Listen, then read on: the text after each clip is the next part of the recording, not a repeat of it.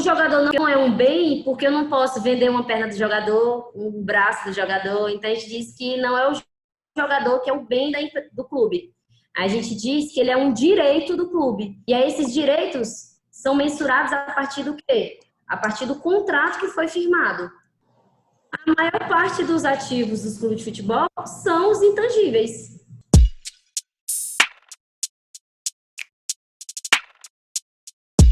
Aqui é a tabela da minha dissertação que eu analisei os ativos intangíveis desses clubes que a gente falou, né? Da Europa e do Brasil.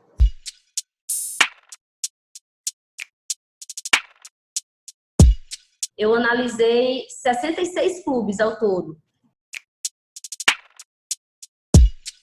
Os clubes, eles não têm uma boa gestão porque não tem algo que regulamente isso. A gente não pode falar isso, porque o que não faltam são leis no país tentando dar um jeito nisso. Já entrando na seara do futebol feminino. Se o futebol masculino, a gente demorou isso tudo, né? Estamos em 2019. 2013 é que a nossa classe se posiciona, e é porque a nossa classe existe desde que a família real portuguesa veio para o Brasil. Aí sim, com essa lei, mudou tudo. Calma. Mudou algo, né? Então, começou a exigir investimento mínimo no futebol feminino, que os clubes utilizassem até 80% da receita bruta no futebol profissional, não atrasar os salários. Será que atrasa salário? Enfim, colocando uma série de critérios que até ficou conhecida como Lei de Responsabilidade Fiscal para os clubes.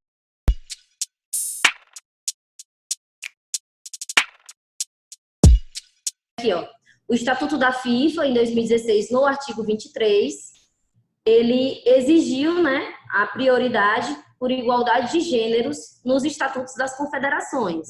Aí, ainda em 2016, quando a Conmebol, né, se reúne para elaborar o novo regulamento, eles votam no novo regulamento em que, a partir de 2019, ou seja, os clubes teriam 3 anos para se preparar e todos os clubes que disputam Libertadores e Sul-Americana teriam que ter equipes femininas, né?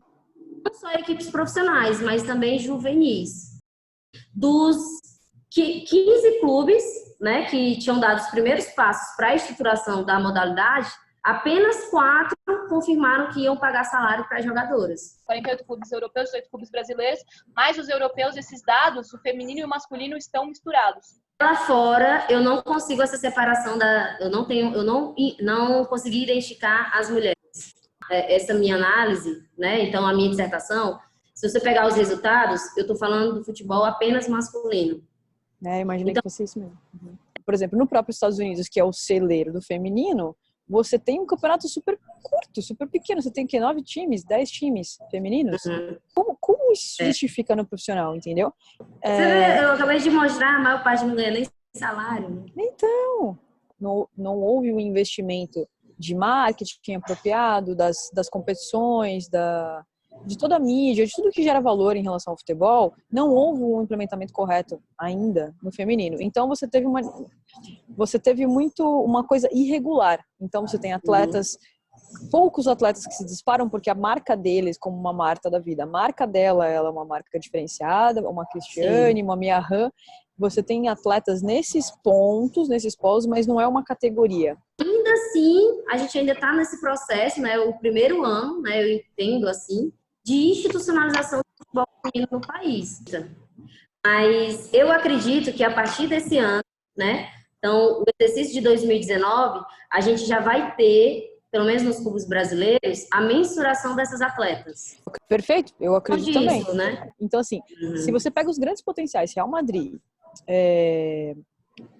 do futebol mundial masculino, né? Até então que a gente está falando, do Real Madrid, um Barcelona, um Juventus, um Milan, um Roma, essas estruturas estão se organizando para fazer o futebol feminino, então você fala, peraí, possivelmente isso não tem volta. E caso venha uma obrigatoriedade, exatamente, eles já estão lá, na frente. Exatamente, já estão na frente. Mas é exatamente isso, porque assim, a gente está no momento agora de pressão, onde por normas de cima para baixo foi obrigado a ter essa estrutura. Se você tem atletas que têm valores no mercado mundial feminino, o Brasil ou a América do Sul, ela é fortemente um potencial de produção desses intangíveis, desses atletas em formações. E ele, pum, dispara para o mercado.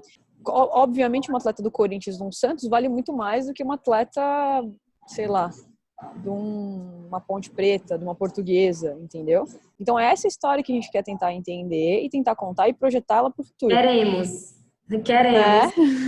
Como você falou, sua projeção é de que a partir de 2019, ano que vem, já tem uma estrutura, já tem uma avaliação desses atletas, uma menstruação desses atletas. Exato.